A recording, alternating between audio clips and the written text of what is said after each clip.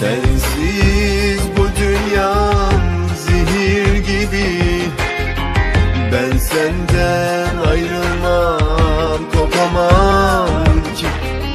Gözyaşlarım bile sana ağlıyor.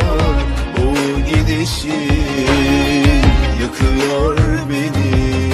Seni sevmek yanlış, yasak, günah olsa da senin için artık kötü deseler de, beni senden soğutacak söz söyleseler de, vazgeçmem ben senden.